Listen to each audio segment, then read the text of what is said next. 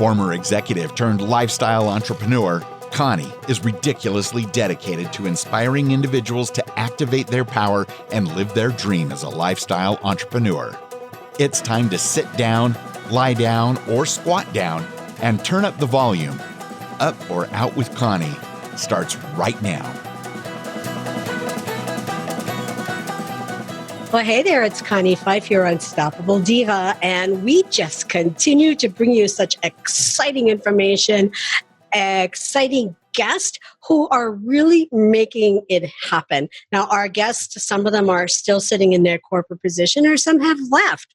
But what we want to do here, what I want to share with you are the tools, are the skills, because I am ridiculously dedicated to helping business leaders, today's business leaders, set that plan B, create that plan B so when they are ready, they can leave corporate and they could be running that lifestyle business that maybe you've only been dreaming of.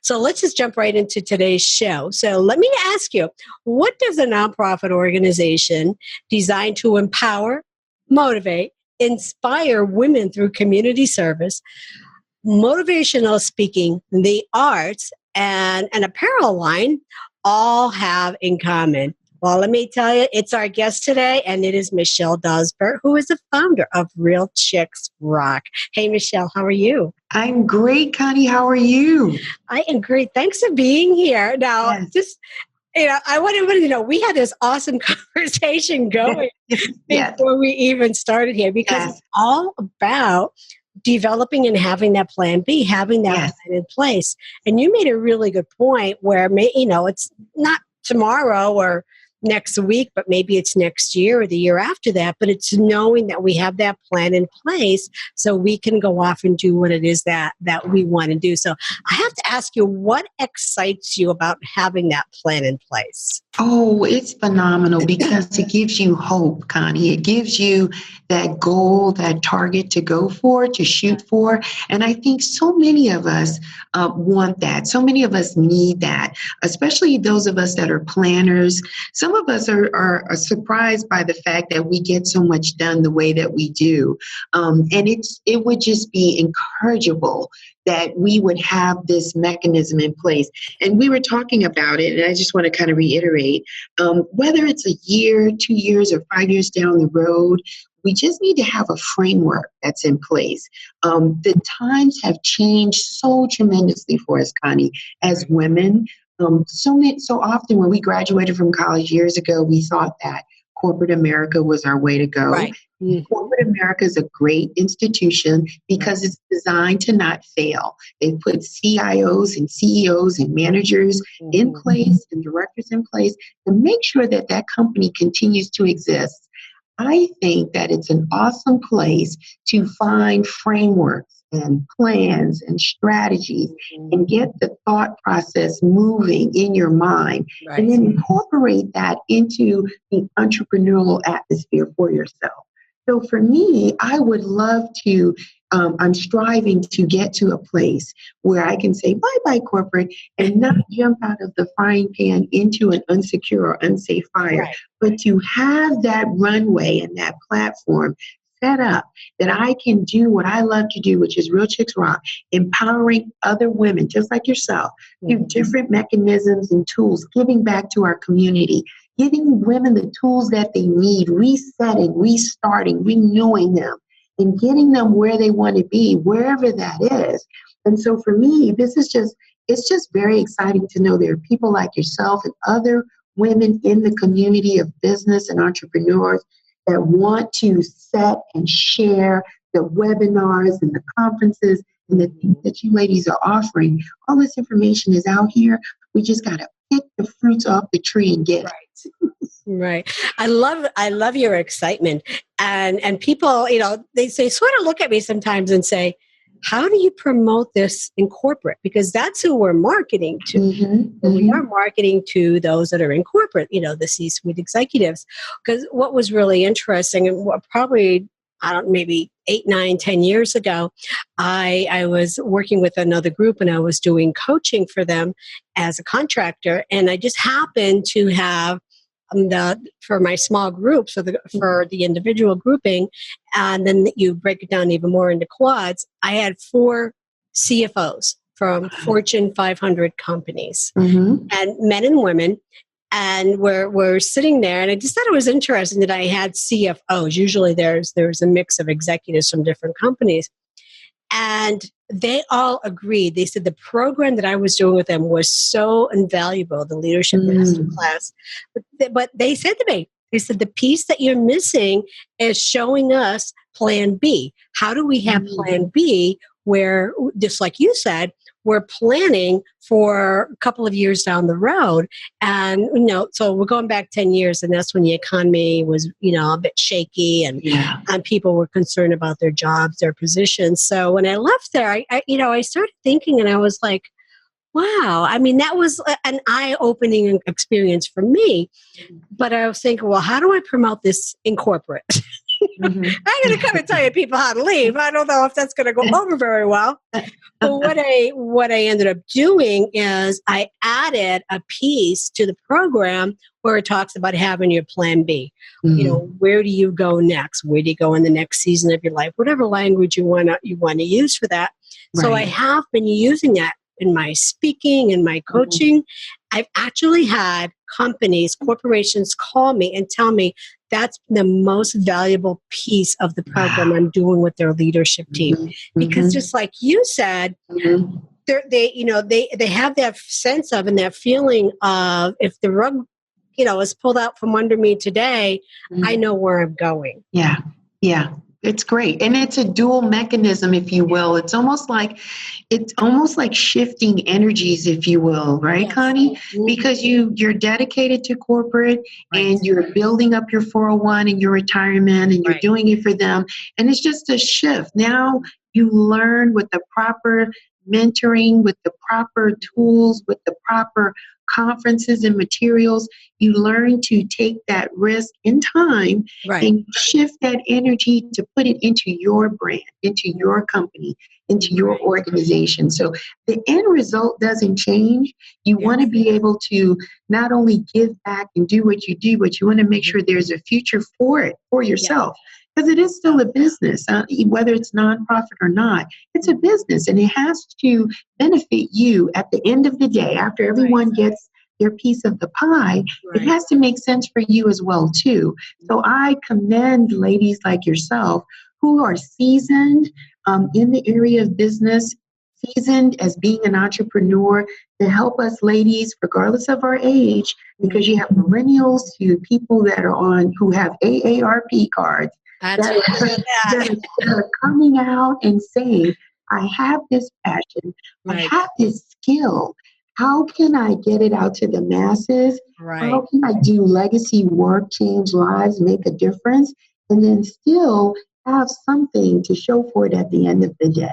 That's right. And the biggest challenge, and I see this mostly with women, is that women want to give and give give and give, but they're afraid to ask for a payment in return because they just feel, no, I got to give it. And I'm guilty of that.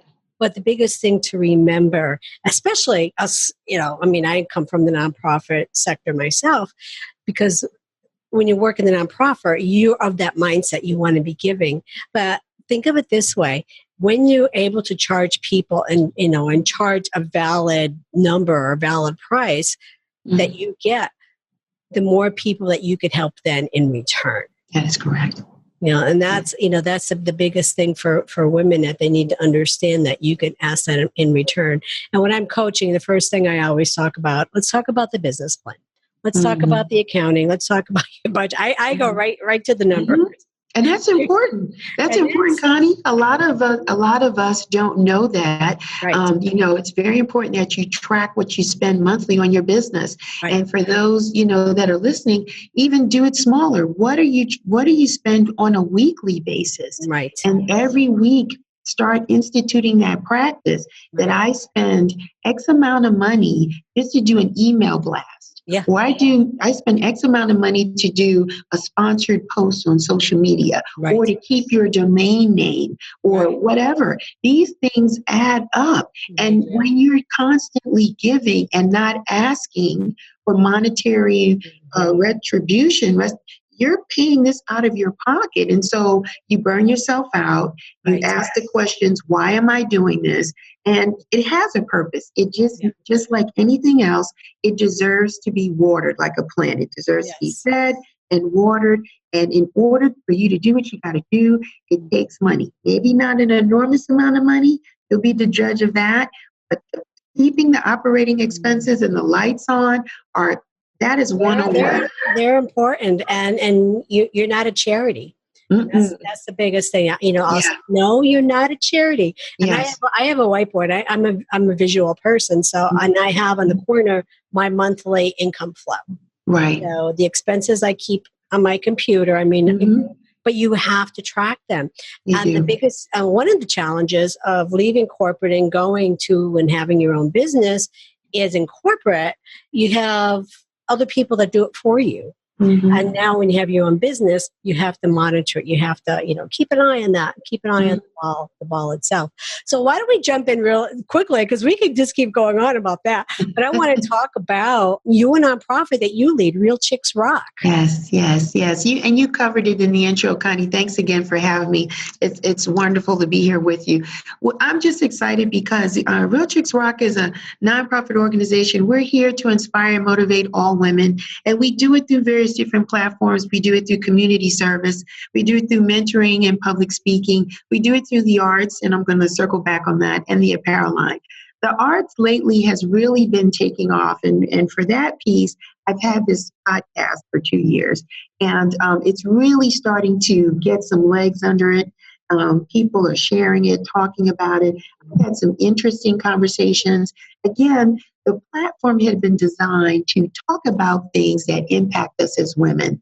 And that could be from mental health, some dark side that we have to talk about, domestic violence, educational system, our kids falling through the cracks, teachers, everything, politics. We touch on the things that impact us as women. Not only do we highlight or conversate about the challenges, the goal is we walk away with some solutions, some highly recommended suggestions, because that's the empowerment piece, right? Giving people information, tools, strategies, things to think about. That helps empowers one's mind. That's how I like to think about it. Yeah. On the softer side of the podcast, I may have an artist, maybe a singer or something like that, just to lighten up the mood of the fragrance of the podcast, that it's not always so hard and rigid, but just to show that as women, we like things a little softer as well too, in between doing everything that we do all day. It's interesting to know what other people are doing,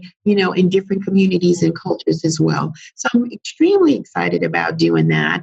And we've also been doing some other things in the area of giving back, Connie. We've had workshops, grant writing workshops. I've been blessed to connect with a young lady that is very fluent in helping up-and-coming nonprofit organizations in the grant writing process, because as we're talking about these expenses, things don't fall from the sky. So we need to understand how to attract revenue, grants, sponsors, create partners, and that type of thing. So we've had one this summer. That one was free for the community. Sign up, come in and get it. And understanding this conversation going forward, things cost. So the next one that we're having here in October 13th, here in Atlanta, Georgia, there's a minimal cost, but a cost nonetheless. And the registration is really picking up. People are getting those seats, getting in those chairs, because getting this information at a level that you can swallow, people are going to take time, answer your questions, give you the tools and the resources you need. That's something that you want people to capitalize on. So, and we're always doing these things, Connie, events, community service that helps empower the women and the people that love us. So that's that little window for the men that lead, that Real Chicks Rock, that support us. There's a lot of men out here that get it, that want to back us, they put the tent. I'm begging for wives to be a part of it, to sign up, to listen to the shows. They're nudging their daughters. They got a sister there that they want to listen to. So hats off to the men that support this movement in my organization as well. Great. So I have a couple questions for the Sure. sentences I want you to finish. I am unstoppable because My confidence. I am confident. I know, and you are. I mean, it just comes through. I love it. My favorite success quote is Be legendary. Be legendary. And I got that from Tom Billiou. I follow him on social media. Okay. He's an awesome guy, so I can't say that that's mine. But when I heard him say that, I just took it for my own as well. So be legendary. Love that. So what is your process for evaluating opportunities? It's a couple of things that we even talked about today, Connie. It's just making sure that at the end of the day, after it helps others or service the needs of other people, what's in it for me? Yeah. Sometimes, it's just the satisfaction that you helped someone, that you did the right thing. And sometimes there may be a bigger bag to it. Maybe it's monetary, maybe it's a position, maybe it's aligning with other like-minded people. So there's a couple of things that I look at to make sure. I think first and foremost, is it going to leave an impact, positive impact with other people if I do that? And then I have some other sub-asks or sub-questions that I ask depending upon, the type of opportunity that it is. Based on what it is. Yeah. So complete this one. Never have I ever. I never thought I would be the best at what I do, but now that's starting to change because I'm becoming more confident about myself. But initially, Connie, I never thought I was the best. I never thought I was this good or, at even running a nonprofit, doing my podcast. I just had these doubts. And so now, as I'm opening up myself more, taking the dares, not taking no for an answer, I'm starting to change my mindset. And I'm excited about the possibilities because I see so many people doing it. And I'm like, I'm no different. I can do it too. So it's just a matter of finding the right path for me to get to my area of success. Okay. So what is the moment in your life that really had the greatest impact on you? The birth of my son. On a personal note, I know we'll be talking a lot about business and brands and organizations and nonprofits. But the birth of my son changed. That was the moment in my life that I realized that I wasn't a single entity anymore. I had this responsibility. And really, we say until death do us part from a marital perspective, but it's really with your children. And even after they're gone, that connection never goes away. It never goes away. It never goes away. And so that really changed my life. My son is 11. So it's been really great. These last 11 years have been awesome. Well, my son's 32 and he's still a baby. They never stop. Baby. They never go away. They never stop. He's 35 and I still. They never stop. I have to know what they're doing and are you okay? And, are you eating right? Yeah. I know, it doesn't. It just Yeah. When are you coming to see me? That's the other question. When are you coming to see me? That's your other question, right? For your kids. Yes, that's the other one too. So what do you believe is the world's greatest wound? Hate. I think there's hate in the world, Connie. It's not a lot. There's pockets of it. And it's just a bad cancer. It's just a bad disease, and it impacts us all, not just here in the U.S., but just around the world. So if there's any form of hate, that is detrimental to us as a human race. So where does your fear come from? When I don't have some form of control of the situation or the outcome. I don't have to have all the control. I'm not a control freak, if you will, but fear overwhelms me when I don't know what the outcome is going to be. I can't control how a person thinks or maneuvers. And that's where you get a little, you get a little nervous. That's where fear kind of sets in because you just don't know. And the only thing that you can do is control what you can control, which is yourself. So when those times happen, all I do is take that energy and put it more into myself to make sure that I'm focused, that I'm doing the right thing, that I'm not over anxious about anything. Just, to learn to take things in stride, and whatever is I'm dealt with, just kind of pivot and turn and deal and maneuver, but just don't get so, because you can't control what's coming. Right. That's true. So will you ever be satisfied with the work that you're doing now? Connie, when it's all said and done, I think I'll be satisfied when I see my creator. When it's all said and done and I have no more breath in my body, then I've done all that I could. But for right now, for what I can see, and we're talking about, having plans in place for at least the next 3 to 5 years. And when you get to that 5th year, you're going to do another 5-year plan. It's going to go on and on until I just can't go anymore. So I think that's when I'm going to be satisfied, when I say, Uncle, can't do it anymore. Maybe I'm taken ill or sick, God forbid, or when it's my time out of here. But I think when you're doing something you love so much, I look at somebody like Warren Buffett, like there are people that are just doing what they love until they're not here anymore. Then I think that's when I'll be satisfied, when I'm out of here. So then what's next? Where do you go from here? There's so much to do. I try, Connie, not to get overwhelmed by the amount of work that can be done. It's like a big elephant. What I do is I take it down a bit and take on what I can take on. So really, it's a matter of just taking it on week by week, month by month. There's goals to obtain. I want my podcast to be, in the top 10 in the country. I have goals. I want this brand to be internationally known. I want to align with other women that believe in the same things that I do. Maybe there's a big alliance or allegiance of women where we're out here making a difference. I want to bridge the gap between myself and up and coming millennials and younger girls and younger women, because we have a lot of experience, because life doesn't change. I want to embody them with that experience and give them the tools that they need. And they already have the technology savvy. There's no stopping them. So there's a lot of work here that I feel that I can do just in my community, locally here in Atlanta, taking it up nationally and then internationally. What if you on a TED Talk one day?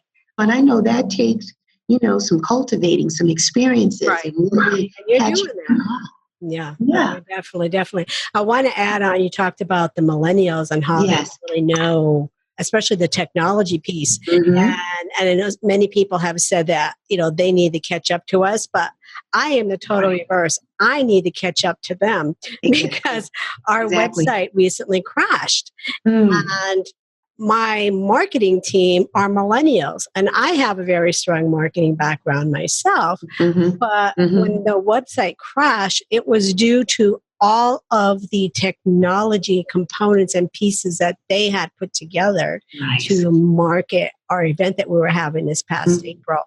And, I noticed some issues going on and some things happening with the website. It was slow or it wasn't coming up. And then finally, it just went down. And I mean, it was, the good and the bad, because the good was we had over 728,000 hits to the website in such a short time.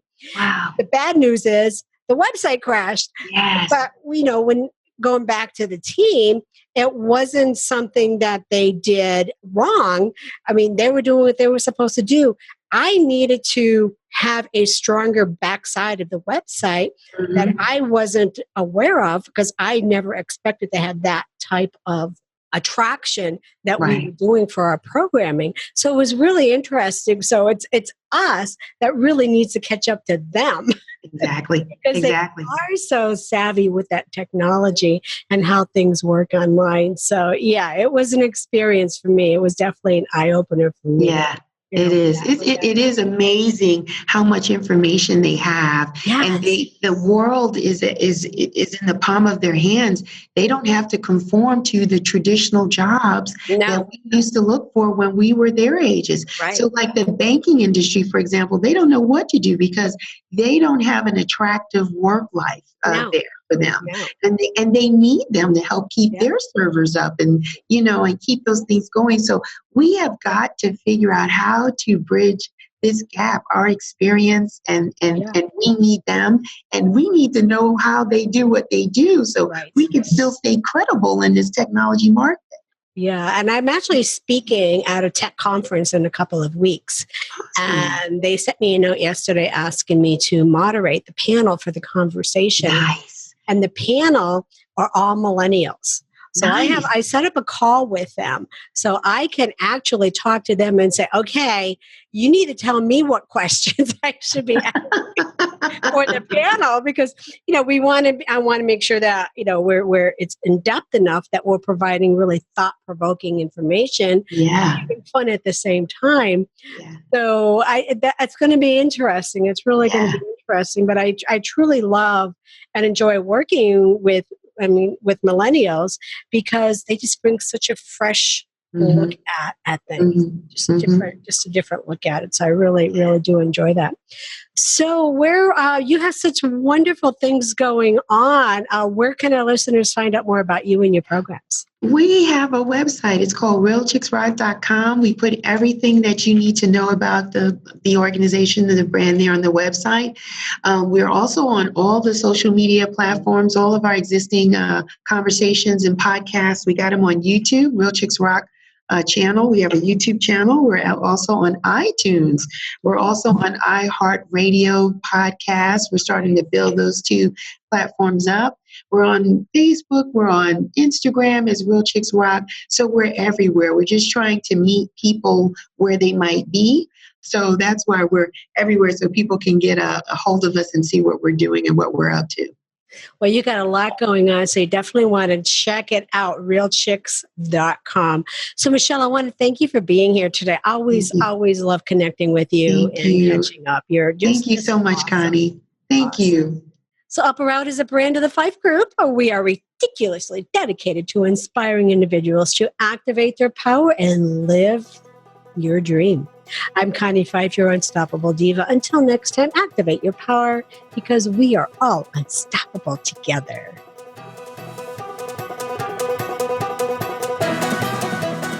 Hey, y'all. Thanks for listening to Up or Out with Connie. If you like what you hear and would like to be a guest, email the team at bookme@uporout.com. Learn how you can activate your power at activatemypower.com. We'll see you over there. Activate your power and be unstoppable together.